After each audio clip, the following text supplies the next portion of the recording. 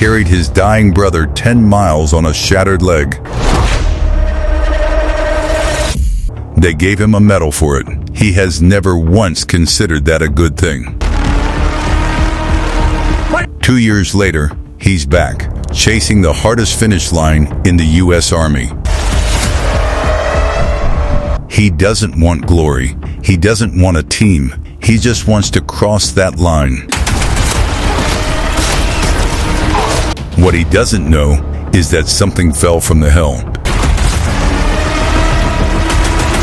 And it's about to make the Afghan ambush look like a warm-up. It starts in Afghanistan, and it starts the way brothers always do, giving each other grief over a broken truck. The older one is explaining thermodynamics. Energy can't be created or destroyed. Block the vents, pressure builds, the radiator blows. The younger brother isn't really listening, he's pitching something bigger. The Ranger Assessment Selection Program, RASP. He wants them to go together, like they promised. The older brother pushes back. Rangers are hardcore. He's too old. But his little brother has that look. Finally, he gives in. He says he's in. Then the ambush hits. The attack comes without warning. When the older brother regains consciousness, his squad is gone. His brother is barely breathing. The base is 100 yards away. He makes it 90. His little brother dies 3 feet from help.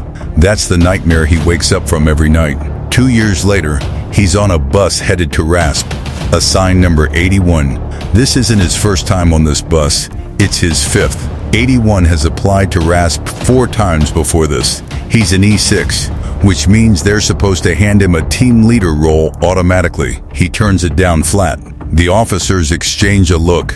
An E6 refusing team leader is almost unheard of. He doesn't want rank. He doesn't want command. He wants one thing, to stand at that finish line and know his brother's death meant something. 8 weeks. Every week, a group gets sent home. The survivors don't train, they endure. 81 dominates from day one. Hand-to-hand combat, he beats every opponent. Deployment questions, the whole room goes quiet. They've heard about the Silver Star, the ambush, the 10 miles. He eats alone, doesn't talk, refuses the team leader role without explanation. 81 isn't antisocial. He's protecting everyone around him. Someone who survived catastrophic loss unconsciously refuses to bond because bonding means having something to lose again. He's not cold. He's terrified. It's late. Everyone else is asleep.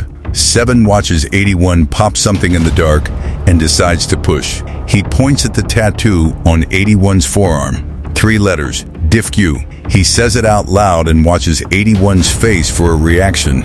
Gets nothing, so he guesses. Don't freaking quit. 81 doesn't confirm it, but the way the muscle in his jaw tightens says everything. That tattoo isn't motivation. It's a thing his brother said before he stopped breathing. On the TV in the background, a news broadcast hums. NASA has detected a massive interstellar object passing near Earth. Nobody pays it much attention. During an underwater exercise, the Afghanistan memory floods back mid-pool. He blacks out. They drag him out and drain his lungs. The sergeant major calls him in. You don't sleep. You blacked out in a pool today. Then he says something that cuts deeper than any of it. He says 81 is one of the most physically capable candidates he's ever seen in this program, but what's broken in him cannot be fixed by crossing a finish line. 81 sits completely still, doesn't argue, doesn't move. The sergeant major waits, then dismisses him. They don't remove him. The Death March, 24-hour simulated mission, hostile jungle, blank rounds, 1 radio, a finish line only a ranger deserves to cross. For this mission, they make 81 team leader instead of 7. He has to lead, or he has no shot at the tab. His entire speech to the team is 1 sentence, 23 hours, and 59 minutes. The candidates look at each other. That's it? 7 steps up and actually motivates them. They push into the jungle. The mission parameters are clear enough. Locate a crashed helicopter, destroy it, find a kidnapped pilot in a hostile village, bring him back. Standard simulation. Except that night, something tears through the tree line at impossible speed. The candidates assume artillery. 81 orders everyone to move. They spot something in the dark that is not a helicopter, and it isn't friendly. By morning, they find an aircraft near a river. Something is wrong. The mission coordinates are off by hundreds of meters. 81 goes alone to investigate a reflection in the distance. While he's gone, the candidates plant explosives on the aircraft and detonate it. It doesn't blow up, it powers on. The machine scans the entire area and locks onto every soldier. It attacks. One candidate barely saved, then a blast sends all of them over a cliff. They hit the ground hard. One soldier impaled by a tree branch, fatal. 7 has a bad leg. The radio is destroyed. The moment 81 sees his wounded teammates on the ground, Afghanistan floods back. He isn't just in the jungle, he's back on that road, 90 yards from base, watching his brother die, and he has to fight through both simultaneously. 57 dies from his wounds. 60 connects the dots, the asteroid on the TV, the magnetic interference scrambling their compasses. This thing is not from here. There's a village 8 kilometers west with cadre and a radio relay. They'll carry 7 in shifts. They rig a zip line across a brutal river crossing. 81 swims the current alone to anchor the rope on the far side. He disappears under the surface. The candidates watch the water and panic. He surfaces on the other side and ties off the line. Halfway across, 7 gets stuck. His rope comes loose. Every soldier grabs on to save him, and the war machine arrives right on cue.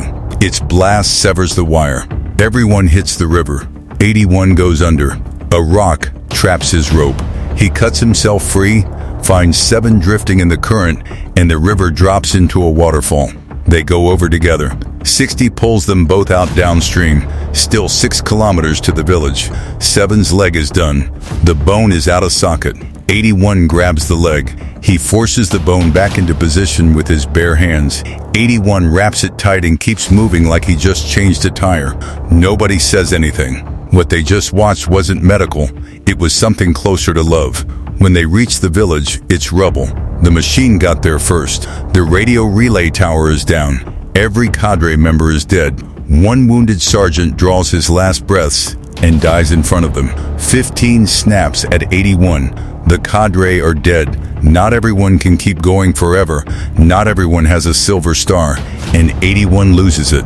He tells them the truth for the first time. He never made it back to base. He collapsed 100 yards short. His brother died because he couldn't get him across that line, and they gave him a medal for the worst day of his life. Then he steadies. It's not about them anymore.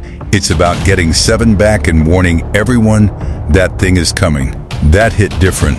Every soldier felt it. They find a buried tank, no ammo, dead engine. 15, a former mechanic, brings it back to life. The tripwire flare goes off. The machine is close. 15 runs back for ammunition rounds. The war machine rolls in and kills him on the spot. They take the tank and run. The rounds 15 died for do nothing to the machine's armor. It blows the road ahead to pieces. The tank goes off-road and slides down a hillside. The machine closes in and tears the tank apart piece by piece. 109 loses a hand. 7 falls out.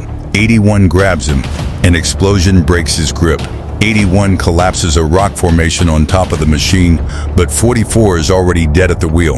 The tank crashes into the ground. Every teammate is gone. The machine has already pulled itself free.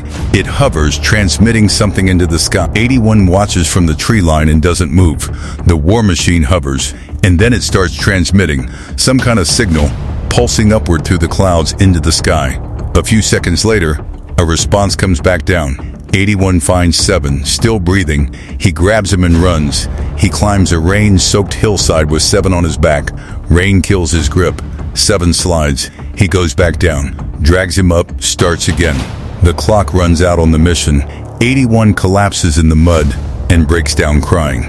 81 has spent 2 years trying to outrun Afghanistan. Right here in the rain, he finally stops running long enough to hear his brother's voice, "Don't quit." 7 speaks. He went through air assault with a loudmouth private who had the exact same tattoo. He knew 81's brother. He'd been trying to say it the whole time. 81 says he thought crossing the finish line could help him sleep. 7 says he never gave up. That's not failure. That's a Ranger. The scanner sweeps over them. 81 cracks a small smile. His brother would have just filled the thing with stop leak. Then he looks at the steam venting from the machine, and the idea locks in hard. He hides 7 and moves to a nearby private quarry. Crane. Explosives. Cone crusher with a remote control. He switches on every light in the place, turns it into a beacon, then fires a flare from his position, drawing the machine straight toward him and away from 7. The machine follows the trail. The explosives planted beneath it go off and drop it into the pit. 81 drives the crane and rams it onto the crusher. Rocks grind up into its vents. Nowhere for the heat to go. Pressure builds. The machine fights back, launches attacks. 81 slams it down again. He jumps. The war machine explodes. Morning. 81 carries 7 on his back, 1 foot in front of the other, same weight, same hill, different ending. This time he makes it all the way back. 7 and 81 clasp hands. They cross the line. But the world changed overnight. The asteroid split into thousands of pods on re-entry. Thousands more are still incoming. Every nation on Earth has united under Operation Global Shield. Half a battalion died defending one single base. Sergeant Major Sheridan asks 81 one question: how did he take one down alone with no real weapons? 81 walks him through it. The vents, the heat, the thermodynamics his brother taught him over a broken truck in Afghanistan. Sheridan pins the Ranger tab on 81 right there, asks if 81 has anything left. The other Rangers could use a few words. 81 steps up and delivers the speech he wasn't ready to give on day 1. Then, he walks out with the Rangers to fight everything that's coming.